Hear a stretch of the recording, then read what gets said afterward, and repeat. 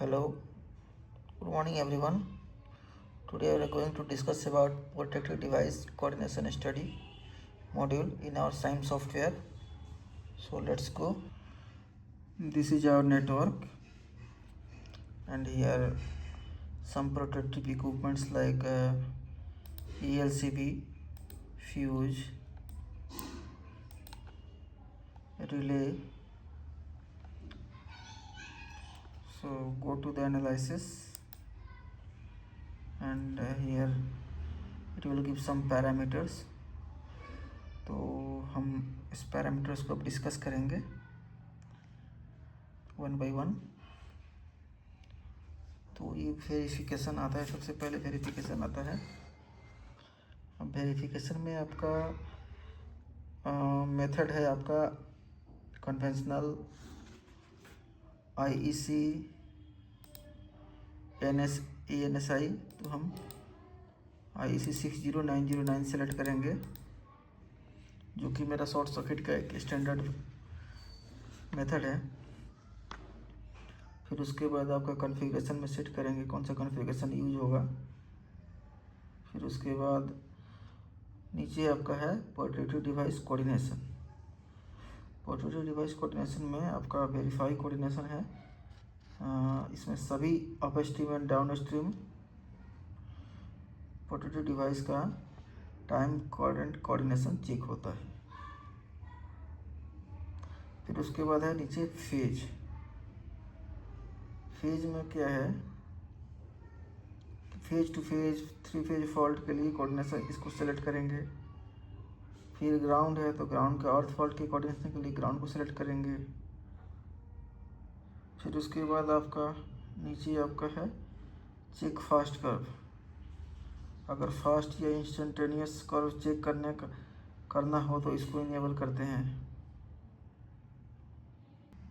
फिर उसके बाद रिक्लोजिंग स्कीम में आपका है फ्यूज क्लियरिंग। फ्यूज का ऑपरेशन लॉजिक इसमें होता है, मतलब फ्यूज आपका ब्लो होने के बाद का जो बिहेवियर क्या रहेगा उसके लिए। और उसी में एक आपका आता है फ्यूज सेविंग। इसमें यही है कि जैसे कि छोटा फॉल्ट के लिए, आपका स्मॉल फॉल्ट के लिए फ्यूज सेविंग, ताकि आपका फॉल्ट रिकवर हो जाए, ताकि इक्विपमेंट्स को नुकसान ना पहुंचे, आपका इक्विपमेंट सेव हो जाए, उसके लिए उसका यूज करते हैं।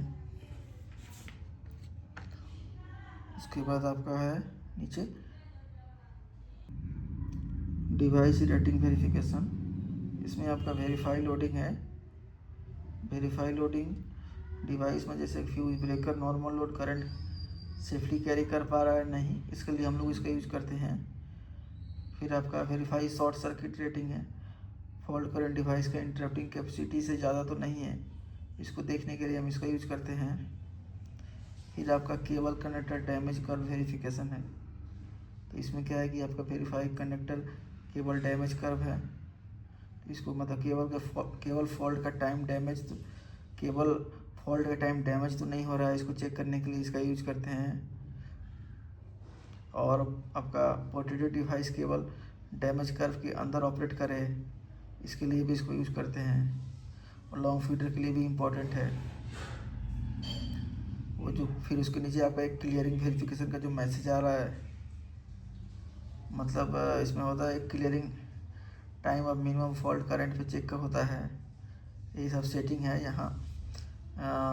सेटिंग यहाँ नहीं, मिनिमम मतलब इसका जो सेटिंग है वो यहाँ पे नहीं, मिनिमम फॉल्ट एनालिसिस में होता है। और एक नॉर्मल मैसेज है, कोई एरर नहीं है। फिर उसके नीचे आपका आता है कोल्ड लोड पिकअप वेरिफिकेशन।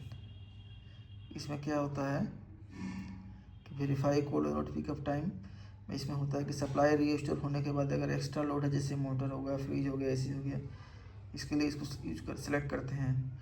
और ये चेक करता है कि वह डिवाइस गलत से ट्रिप तो नहीं करेगा। फिर उसके बाद नीचे आपका मैन्युफैक्चरर मॉडल कर्व, ये सब जो है अगर आपके पास है एज पर क्लाइंट रिक्वायरमेंट, जो भी आपका इक्विपमेंट्स का डिटेल्स वगैरह है उसको यहाँ पे डाल के हम कर सकते हैं। आते हैं पैरामीटर्स में। पैरामीटर्स में आपका है प्रोटेक्शन एंड कोऑर्डिनेशन क्राइटेरिया, इसका काम होता है कि downstream and upstream के बीच proper time and current coordination check करना, ताकि फॉल्ट आने पर नियरेस्ट डिवाइस ट्रिप कर सके। अब कोऑर्डिनेशन क्राइटेरिया में ये होता है, ये डिसाइड करता है कि अप स्ट्रीम और डाउन स्ट्रीम के बीच का मिनिमम टाइम करंट मार्जिन कितना होना चाहिए। जैसे कि हम एडिट पे जाएंगे और यहाँ पे देखेंगे ये फ्यूज है, इसको मैक्सिमम करेंगे, इसको भी मैक्सिमम करेंगे, क्योंकि फ्यूज मेरा upstream to downstream, ये अप स्ट्रीम में है फ्यूज, उसके नीचे डाउन स्ट्रीम में मेरा एलबीसी भी है। इसको हम मैक्सिमम कर देंगे, करके इसको ओके कर देंगे। फिर हम आएंगे लोडिंग क्राइटेरिया में। इसमें क्या होता है, ये चेक करता है कि protected device continuous load safely carry कर पा रहा है या नहीं। इसके लिए इसमें जैसे आप एडिट में जाइएगा तो यहाँ पे है आपका मैक्सिमम लोडिंग परसेंटेज, आप एज पर क्लाइंट के अकॉर्डिंग आप इस पर सेट कर सकते हैं। सेट करके इसको ओके कर दीजिए। फिर आपका आता है conductor cable damage curve criteria है। इसमें आपका केबल की थर्मल डैमेज लिमिट डिफाइन करता है और प्रोटेक्टेड डिवाइस को केबल डैमेज होने से पहले ट्रिप करना चाहिए, ये इसमें रहता है। फिर उसके नीचे है प्रोटेक्शन रेंज। इसमें क्या है, डिवाइस के अंदर जो पिकअप या टाइम लिमिट सेट है वहीं यूज होगा, इसके लिए हम इसका यूज करते हैं। और दूसरा आपका है limit defined by short circuit current. इसमें क्या है कि protection limit actual fault current के बेस पे डिफाइन होता है। इसमें आपका use minimum current and maximum current है। तो मिनिमम करंट में ये होता है कि आपका वीक फॉल्ट, जैसे कि रिमोट एंड पे वीक फॉल्ट के लिए इसका यूज़ करते हैं। रिमोट एंड पे जो भी फॉल्ट होता है और उसमें क्लियरिंग टाइम चेक होता है। और मैक्सिमम करंट में आपका स्ट्रॉन्ग फॉल्ट, जैसे कि सोर्स के पीएसएस के आसपास, और डिवाइस का जो इंटरप्टिंग कैपेसिटी चेक होता है। फिर आते हैं ट्रेडिंग ऑप्शन में। तो यहाँ पे आप ऑल नोड को सिलेक्ट करेंगे तो इसमें ये होता है कि नेटवर्क के हर नोड बस लोकेशन पे कोऑर्डिनेट चेक करना, और इसको सिलेक्ट करने से आपको एक आपका जो आउटपुट होगा एक्यूरेट होगा बट थोड़ा स्लो होगा। फिर दूसरा है आपका प्रोटेक्टिव डिवाइस नोड ओनली। तो इसमें जहाँ प्रोटेक्टिव डिवाइस लगा है, फास्टर एनालिसिस और आपका लार्ज नेटवर्क के लिए ये बेस्ट है, इसको हम इसके लिए इस्तेमाल करेंगे।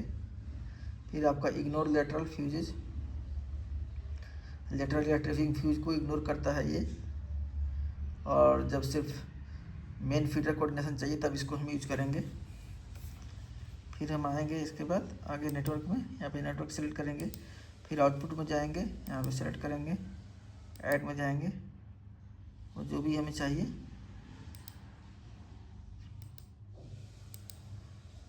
सेलेक्ट करेंगे और इसको ओके करेंगे, सेव करेंगे और इसको रन कर देंगे। ये मेरा रिपोर्ट निकल के आ गया। अब ये रिपोर्ट में कुछ आपका इस तरह से आ रहा है। तो रिपोर्ट में एक्चुअली क्या है बता देते हैं आपको। ये तो आपका जो स्टार्टिंग में है वो नेटवर्क आईडी हो गया, नेटवर्क का क्या नाम है वो हो गया। फिर आपका डिवाइस अपस्ट्रीम डिवाइस नंबर हो गया, सोर्स की तरफ जो लगा रहता है वो हो गया आपका।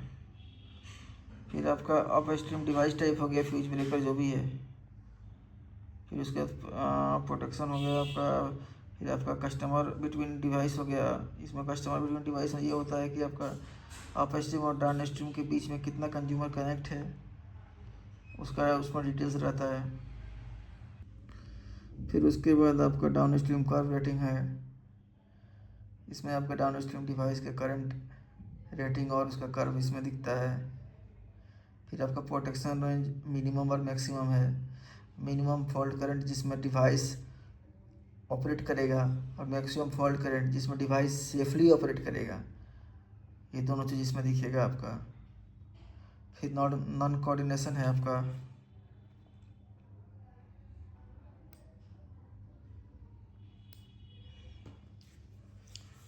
नॉन कोऑर्डिनेशन में आपका ये हो गया, अगर कहीं कोऑर्डिनेशन फेल होता है तो उसका करंट वैल्यू वहाँ पे दिखेगा, और कोऑर्डिनेशन में आपका कोऑर्डिनेशन हो रहा है या नहीं, यस और नो, उसमें वो दिखेगा। कोऑर्डिनेशन रहेगा तो यस दिखेगा, नहीं रहेगा कुछ प्रॉब्लम रहेगा तो नो दिखेगा। ये आपका हो गया पोर्ट्रेट डिवाइस, पोर्ट्रेटिव एनालिसिस कोऑर्डिनेशन की रिपोर्ट। फिर आप आते हैं लोडिंग पे। लोडिंग में जैसे कि आपका नेटवर्क आईडी हो गया, आपका जो भी फिर अगर नाम है, डिवाइस टाइप हो गया, एलपीसीबी फ्यूज ब्रेकर जो भी है,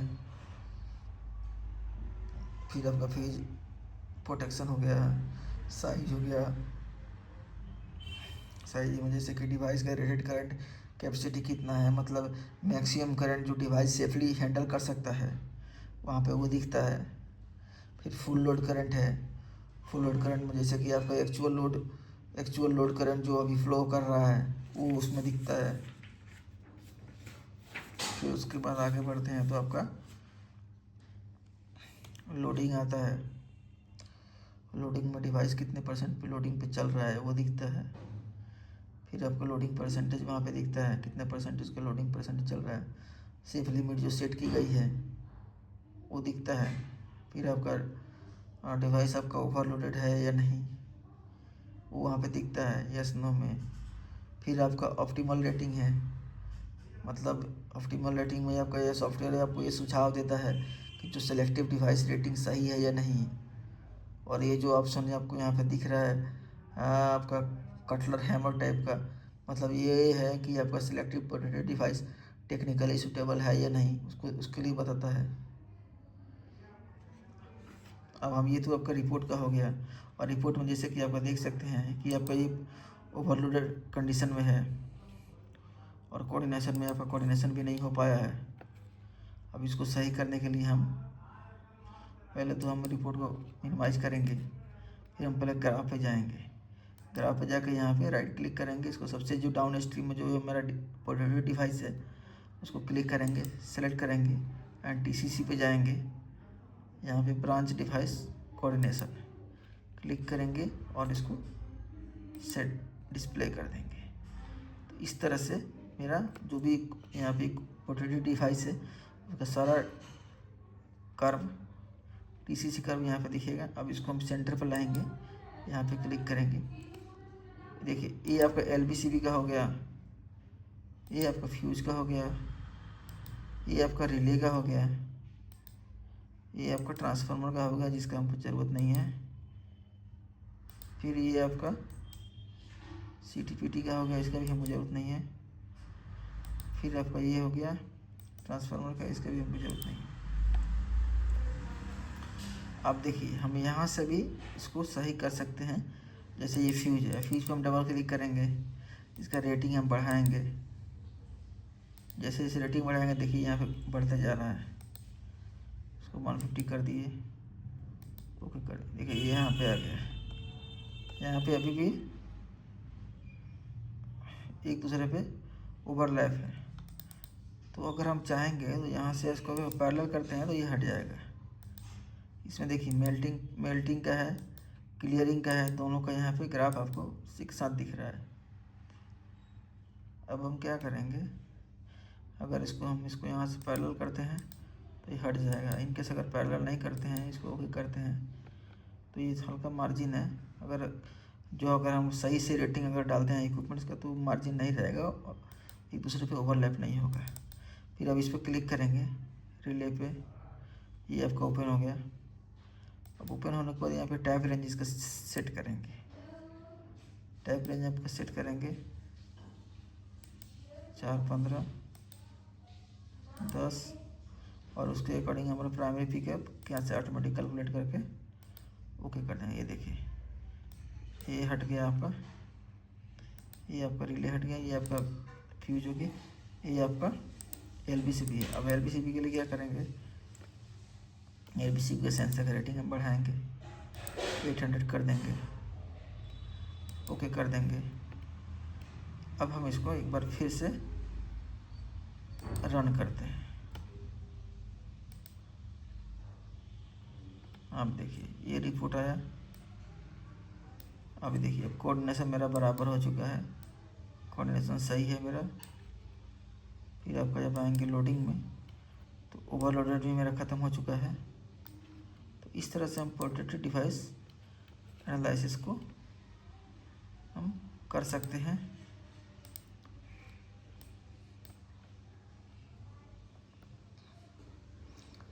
अभी इसमें जैसे कि एक ग्राफ आपको दिख रहा है, ग्राफ में एक्चुअली होता क्या है, आपका जो ऑरेंज कलर आपको जैसे दिख रहा था वो आपका एक्चुअली आपका एलवीसीबी का हो गया, जो फॉल्ट के सबसे पास वाला डिवाइस होता है और लो करंट पे भी ये ऑपरेट करता है और टाइम भी कम लेता है। दूसरा जो है ब्लू कलर है, ब्लू कलर जो आपका हो गया और फ्यूज़ का हो गया। इसका काम तब होता है जब डाउनस्ट्रीम डिवाइस फेल हो जाए या थोड़ा डिले से, और ये थोड़ा डिले से ट्रिप करता है और सिलेक्टिविटी मेंटेन भी रखता है। और आपका जो कोऑर्डिनेशन कर्व का जो इम्पोर्टेंट जो रूल होता है, जैसे कि आपका ऑरेंज कर्व जो है वो पूरी तरह से ब्लू कर्व के लेफ़्ट और नीचे की तरफ होना चाहिए और एक दूसरे पे क्रॉस या टच नहीं करना चाहिए और बीच में थोड़ा टाइम मार्जिन भी विजुअल होना चाहिए। इससे हमारा कोऑर्डिनेशन अच्छा होता है। तो इस तरह से हम पोर्ट्रेटेड डिवाइस कोऑर्डिनेशन एनालिसिस हम साइम के थ्रू कर सकते हैं। Thank you very much. अगर कोई दिक्कत हो तो प्लीज़ अपना मैसेज करें। ओके, धन्यवाद।